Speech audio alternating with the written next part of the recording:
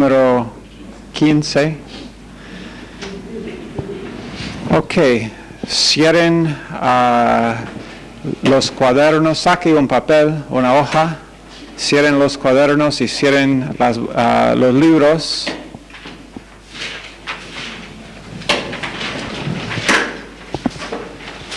Cierren las Biblias y todo lo demás. Pueden tener abiertas las mentes y los ojos, pero no para ver a tu vecino. Escribe encima de esa hoja tu nombre, si es que quieres crédito, y después abajo escribes 4 principios de la hermenéutica normal. 4 principios de la hermenéutica normal. Entonces, y después escribe 1, 2, 3 y 4 y bueno, decime cuáles son y escribe una frase o 2 acerca de cada uno. Y ustedes allá en Granburg también. Turn off the... ¿Puedes cerrar? No están tomando el curso. Shamila, tú puedes cerrar la cassette.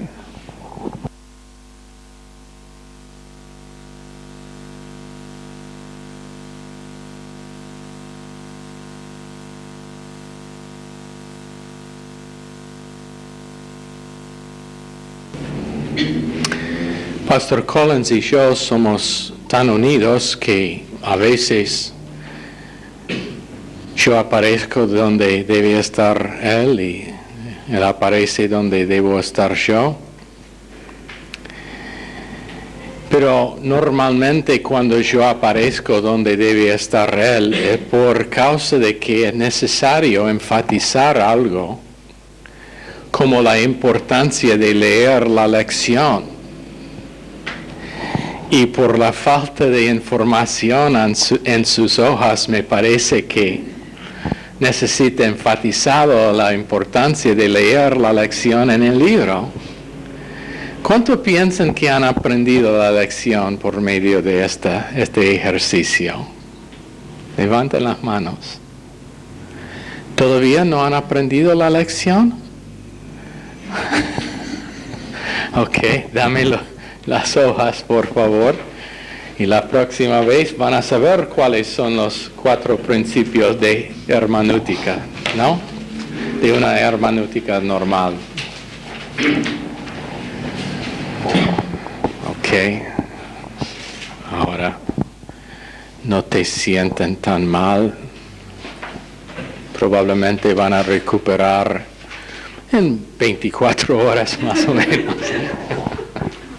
Ups, perdón. Ok, todos listos. Nadie tuvo un infarto, eso fue bueno. O no creo, por lo menos. Ok.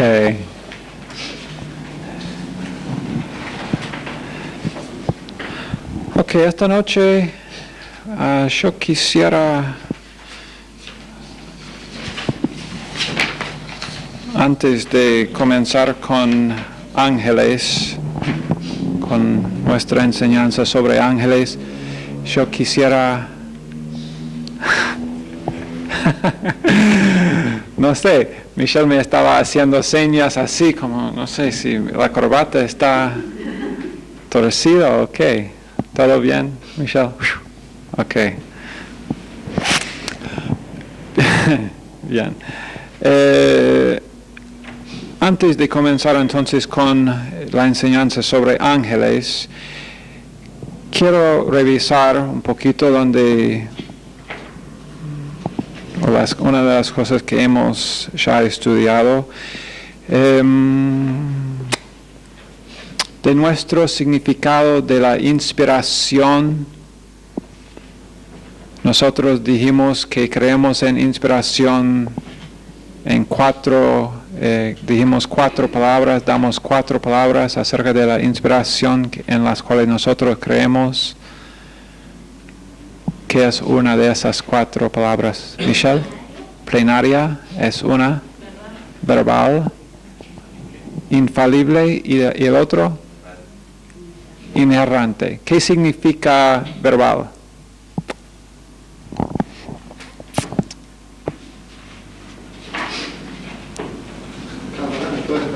¿Cómo? Cada palabra es inspirada por Dios. Cada palabra. No algunas palabras, no las partes que me gustan, sino toda palabra. ¿Ok? Plenaria. ¿Qué significa plenaria? Ok, toda escritura es inspirada igualmente. Entonces, no es que el Nuevo Testamento es más inspirado que el Antiguo. Cada escritura inspirada igualmente. Inerrante, ¿qué significa inerrante? La Biblia dice la verdad sin errores. La definición corta que me gusta mucho es: la Biblia dice la verdad sin errores. La Biblia intenta decir algo acerca de todos los temas imaginables. No. Pero cuando la Biblia dice algo, la Biblia dice la verdad. Ok. Infalible, ¿qué significa infalible? Totalmente confiable en lo que afirma. Totalmente confiable en lo que afirma. Ok. ¿Cuál es la diferencia? Alguien explícame. ¿Cuál es la diferencia entre revelación e iluminación? La diferencia entre revelación e iluminación. Alguien para todos nosotros va a explicar esa diferencia. Martín. Revelación ya fue dada en el tiempo que Dios inspiró dio la Biblia, digamos. Ahora no hay más revelación. Para nosotros ahora lo que el Espíritu Santo puede hacernos es iluminarnos a través de su palabra. Ok, esa es la idea. Sí. La inspiración, la revelación es cuando Dios inspiró hombres para compartir sus pensamientos y palabras, y ellos escribieron esas palabras bajo la supervisión del Espíritu Santo, y eso fue hecho para revelarnos la mente de Dios. Entonces, si tú ves en un examen como Dios nos reveló esas cosas por medio de... Eso es una pista. Si tú ves como Dios nos reveló por medio de revelación. Ese proceso se llama revelación. Okay. Y cuando el Espíritu Santo abre nuestras mentes a esas palabras, nosotros llamamos ese proceso iluminación. Y como Martín dijo, y el punto clave es exactamente lo que Martín dijo. El punto clave es que ustedes deben, si captan este punto acerca de revelación e iluminación, han captado el punto principal, que no hay más hoy en día revelación. Dios no da más revelación. Pero Dios, en cambio, sí ilumina. Claro. ¿Ok? Ok, ahora acerca de lo que dijimos antes en cuanto a los dos procesos de razonamiento, ¿cómo se llaman los dos procesos de razonamiento los cuales hablamos en clase? Inductivo y deductivo.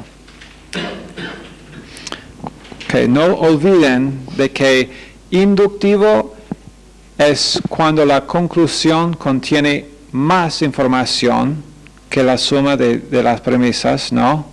Deductivo no tiene más información que la suma de las premisas.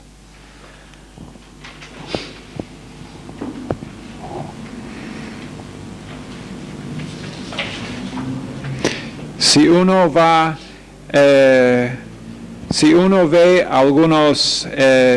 observa casos específicos, ve unos 3, 4, 5, 10, no importa el número de casos específicos, y después esos casos específicos te guían a hacer una conclusión o formar entonces un principio general. Ese es razonamiento que deductivo o inductivo. ¿Todos de acuerdo con Michelle? ¿O no? ¿Veis casos específicos?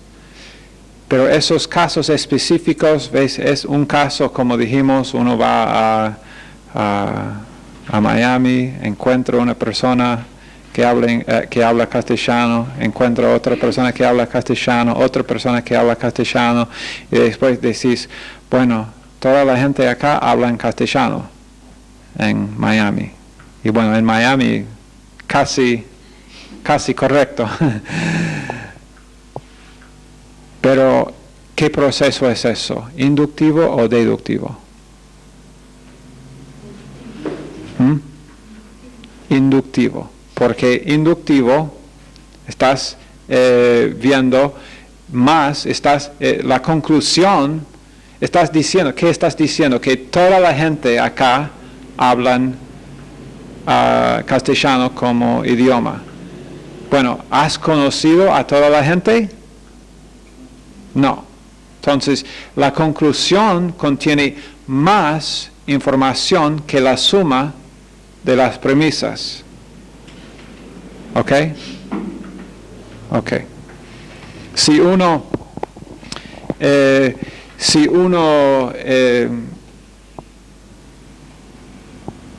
lee 3 versos en la palabra de Dios que parecen, bueno, que son llevados fuera de su contexto y parecen indicar que uno necesita ser bautizado para ir al cielo.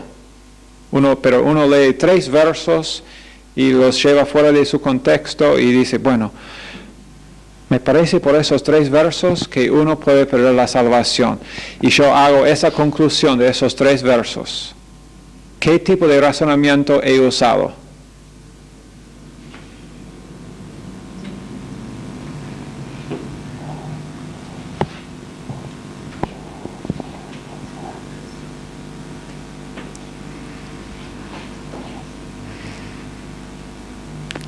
Tienes el 50% de probabilidad de estar correcto.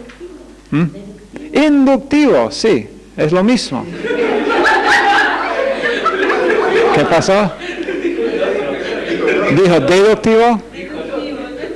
Deductivo, bueno, tuviste 50%, pero no, inductivo.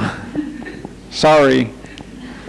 Inductivo, el mismo proceso, que si yo hago esto, si yo voy a la Biblia, saco 3 versos y digo, bueno, esos 3 versos me hacen pensar que esta es verdad.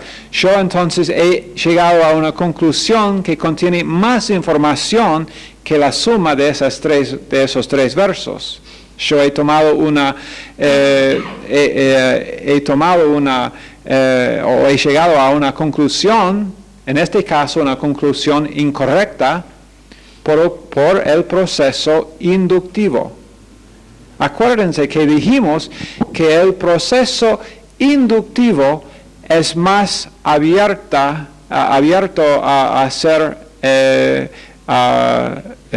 mal usado, porque uno está llegando a conclusiones basadas en algunos casos no mucha información. Y dijimos que entonces, ¿qué debemos hacer?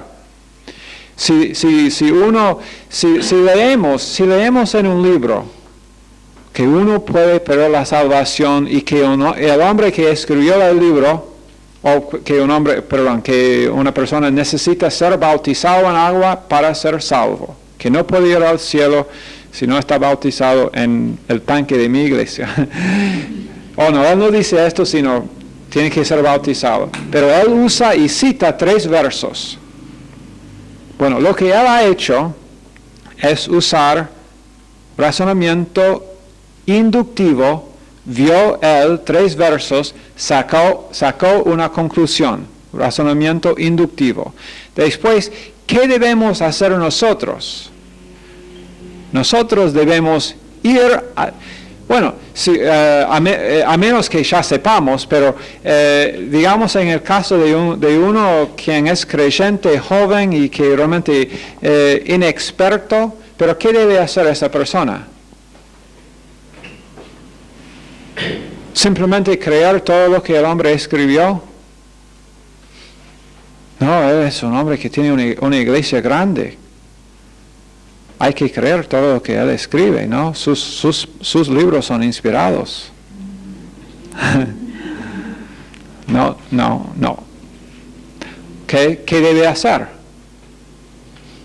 ¿A dónde debe ir el creyente? Tenía temor de responder esa vez. A la Biblia. No, a la revista, ¿cómo se llama? Gente, ¿no? No, a la Biblia, claro. Debe ir a la Biblia. ¿Para qué? Para buscar en la Biblia evidencia que va a validar esa conclusión o invalidar esa conclusión. En ese caso, si uno va para buscar una categoría de doctrina sobre ese asunto, tarde o temprano, si uno va realmente con un corazón honesto que simplemente quiere saber, va a llegar a la conclusión opuesta. ¿Por qué? Estás usando razonamiento deductivo, no inductivo esta vez. Tú estás usando razonamiento deductivo para probar o invalidar una conclusión, un principio general a lo cual tú mismo has llegado o a lo cual otra persona ha llegado. Tenemos que hacer esto con nosotros mismos, tenemos que hacer esto con lo que leemos. El apóstol Pablo dijo acerca de los bereanos, los de Berea, sí, no sé cómo son los de Berea, bereanos o bereaicos o beritos. Los de Berea son más honorables acerca de la palabra de Dios porque ellos buscaban en las escrituras para ver si las cosas que hemos dicho son verdaderas o no. Esto no significa que en tu iglesia te acercas a la palabra de Dios, que vienes al culto, a ver, voy a ver qué dice mal esta noche el pastor. No, uno realmente después de un tiempo de escuchar tu pastor, y si tú crees que él es tu pastor, debes venir con la idea de simplemente oír de Dios. Pero aún así aún así, cada uno debe tener su tiempo de estudio privado en la Biblia. Eso es claro, ¿no? Nosotros nunca predicamos de este púlpito. Yo nunca he oído que Pastor Wood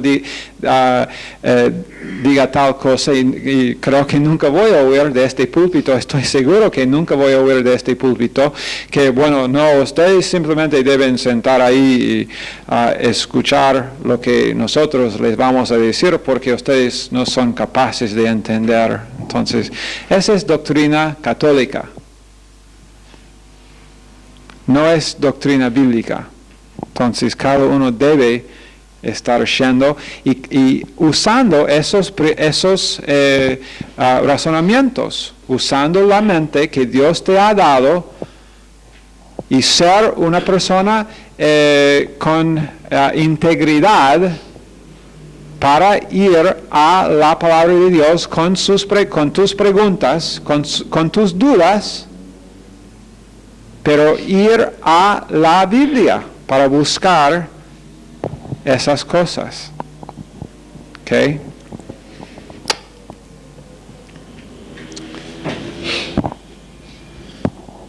Tenemos entonces, tenemos la responsabilidad de investigar diligentemente. Tenemos esa responsabilidad. Investigar diligentemente las Escrituras.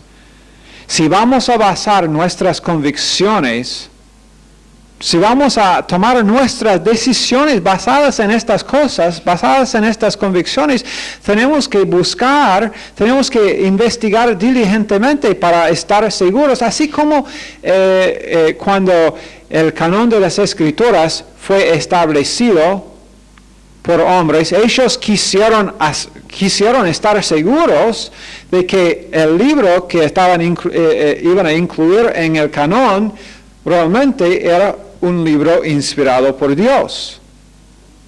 Quisieron estar seguros porque la verdad es que fueron en esos días y aún hasta no hace mucho tiempo, hasta en los años 1600 y pico, hombres eran, y 1700 también en ese siglo, hombres eran matados por el hecho de simplemente tener una Biblia.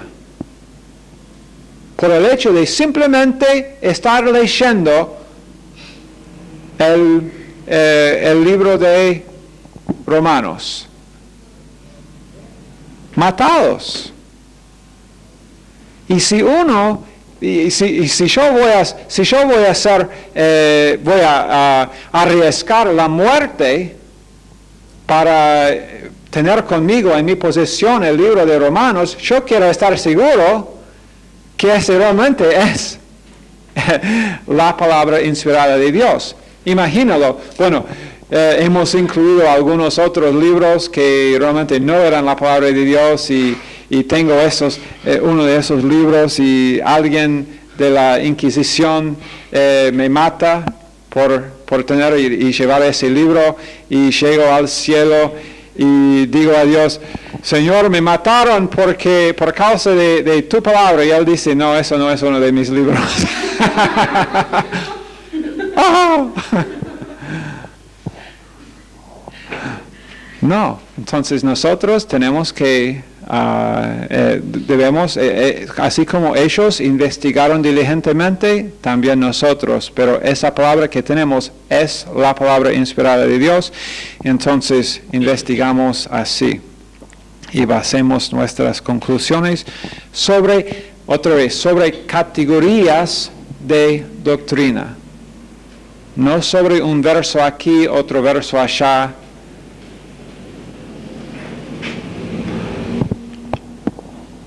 Ok, dijimos que ¿cuál es la diferencia entre un fundamentalista y un evangélico? ¿Qué cree un fundamentalista?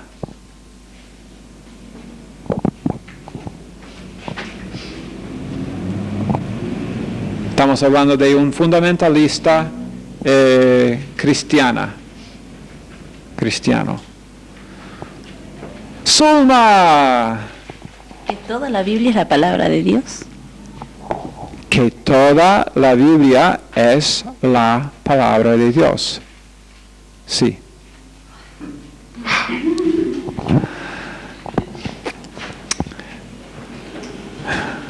Se redimió.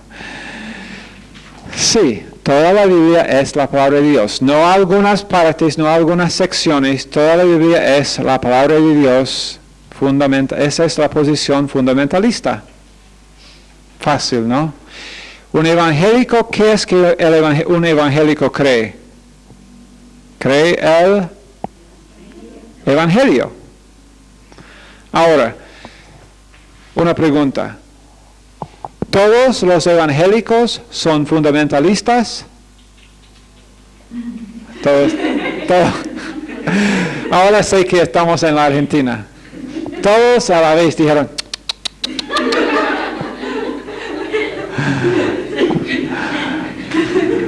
Ahora es como, hay algunas cosas culturales donde uno inmediatamente sabe dónde está.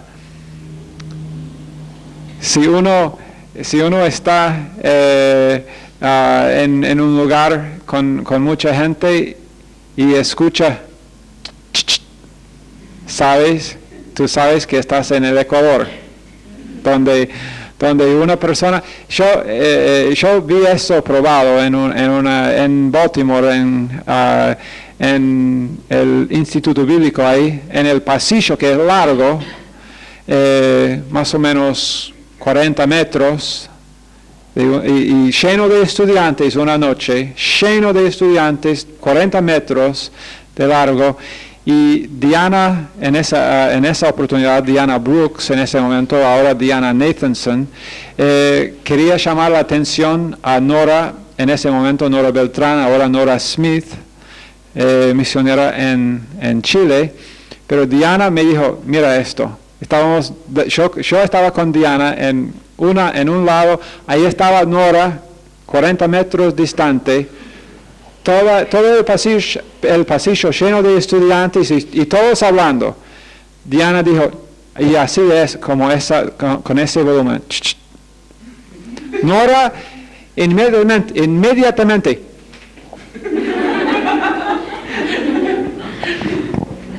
Uno sabe que uno es en Guatemala. También lo hacen en Ecuador, pero no tan frecuentemente. Uno sabe que uno está en Guatemala. Si uno, para señalar a otra persona, dice, ¿con quién tengo que ver esta noche? ¿Con él? ¿Con él? No.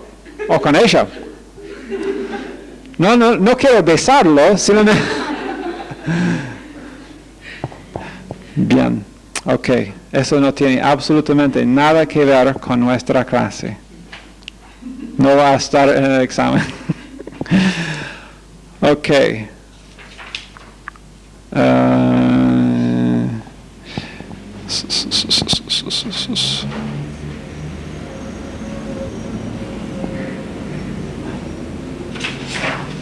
Bueno, entonces, acerca de ángeles, solamente voy a mencionar un par de cosas esta noche y vamos a seguir con la enseñanza sobre ángeles.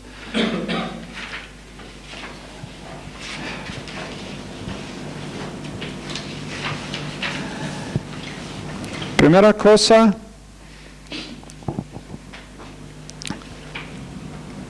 la palabra hebrea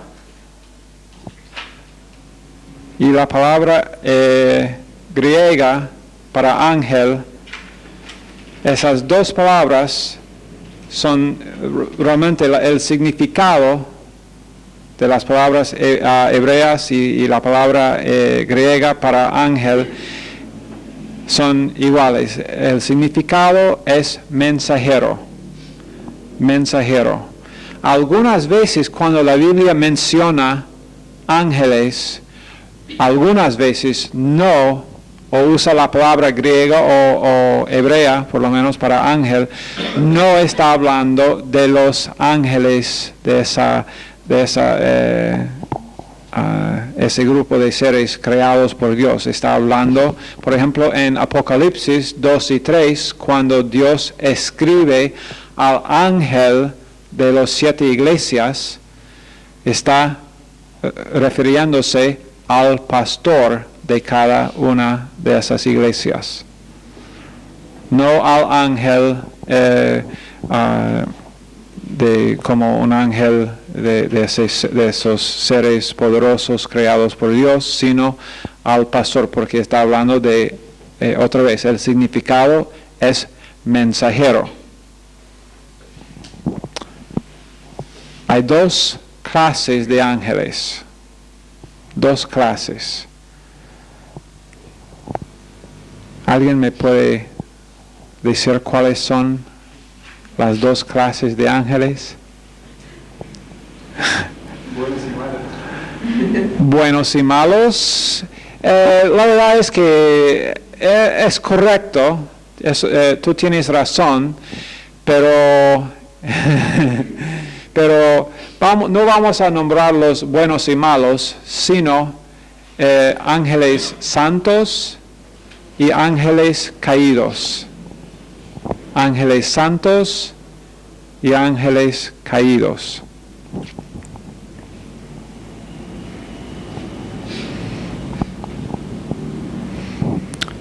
No sabemos exactamente el número de los ángeles, hablaremos más sobre este asunto en el futuro, en las clases futuras, sobre la posible cantidad de ángeles que hay, pero que creemos que los ángeles santos, creemos que hay más ángeles santos o más ángeles caídos. Más santos. ¿Qué proporción de ángeles son santos y qué proporción son caídos? 1/3 son ángeles caídos. La tercera parte de los ángeles eligieron, cada uno de ellos eligió rebelarse con Satanás contra Dios. Satanás era un ángel.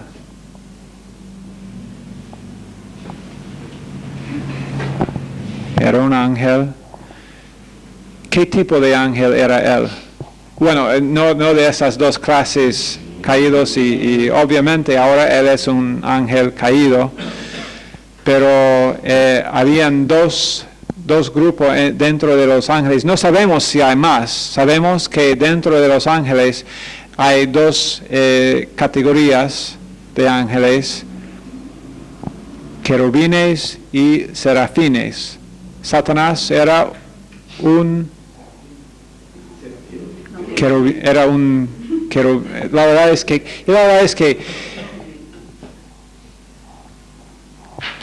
querubín es singular o querub.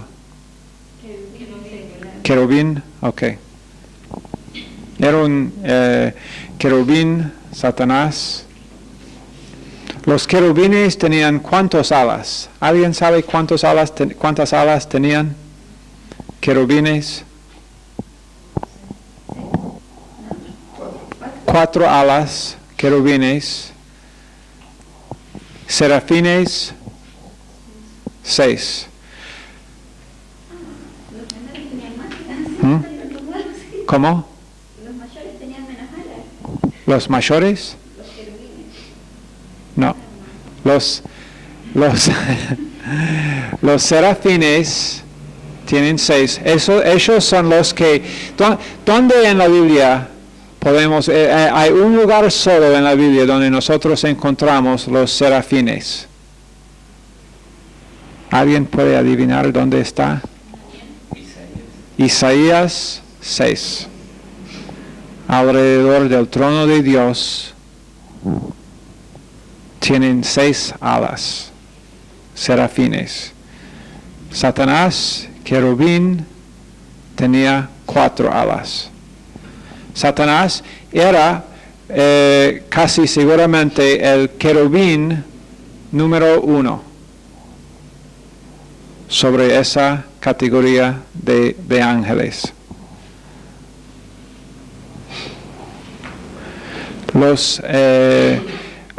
Las alas significan 2 cosas en cuanto a los ángeles. Significan rango y autoridad.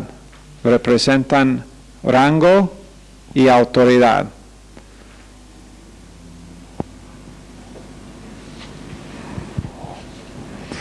Y la verdad es que cuando referimos nosotros al ángel Satanás, solamente no debemos llamarlo Satanás, porque debemos llamarlo así como el ángel. ¿Cuál era su nombre?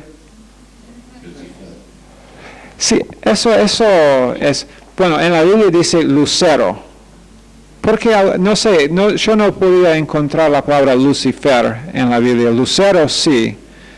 En inglés es Lucifer, pero en la Biblia dice lucero para él. Vamos a usar ese nombre, lucero, porque es el nombre que yo he oído y aún en algunos libros que dicen Lucifero o Lucifer, pero vamos a usar el nombre lucero porque así la Biblia dice. Lucero es el nombre de Satanás antes de su caída.